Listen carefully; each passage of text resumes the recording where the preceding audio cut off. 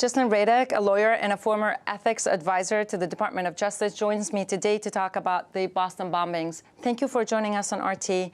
I want to start with the charges that the U.S. Said they will charge the suspect with, possession of weapons of mass destruction. What is that?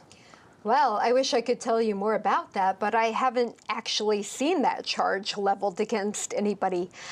It's obvious that they are considering the weapon of mass destruction to be the bombs, which they termed improvised explosive devices. So they gave it this military kind of term for what most people would consider a bomb.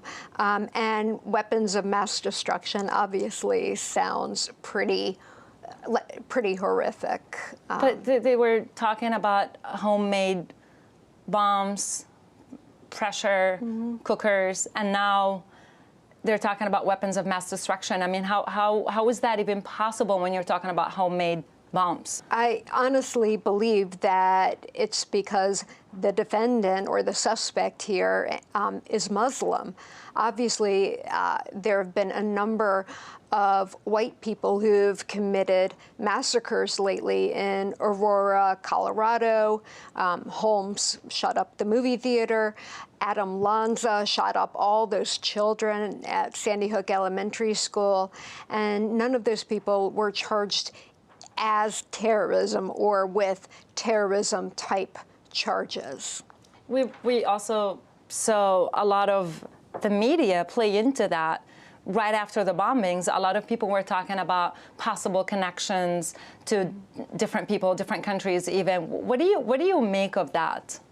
I think immediately there was very much a desire to frame this as an act of terrorism and therefore to try to put the label on these men that they were Islamic jihadists. And I mean, the only positive spin I could give that is that people were trying to distance themselves from it to make it feel more normal. But the more sinister interpretation is obviously we have a lot of Islamophobia and anti-Muslim bias in this country, as evidenced by the fact that the man charged for this massacre is being treated as a terrorist and charged with carrying weapons of mass destruction, whereas other people would get different charges, like Timothy McVeigh did for his bomb making. And because of his background, maybe there was a lot of, there were a lot of arguments leading up. First, reading his rights,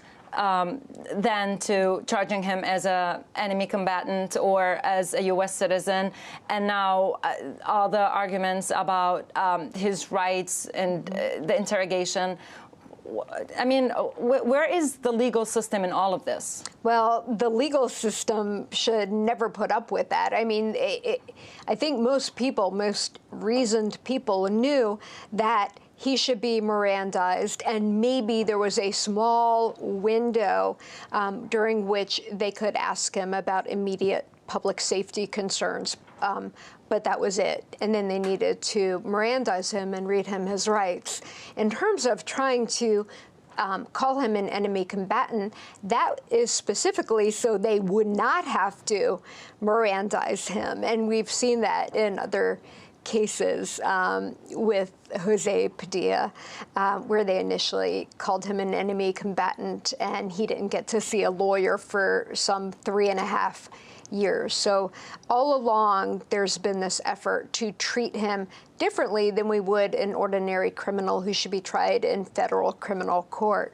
And as you say, that's the background, maybe, that his background that is weighing into this, that's actually leading into the events or leading into the conclusion that's, Not even so much his background as immigrating from Chechnya. I think it was more discovering that he and his brother were both Muslim, and discovering that the brother, not the actual defendant, but that the older brother had been watching radicalized video propaganda.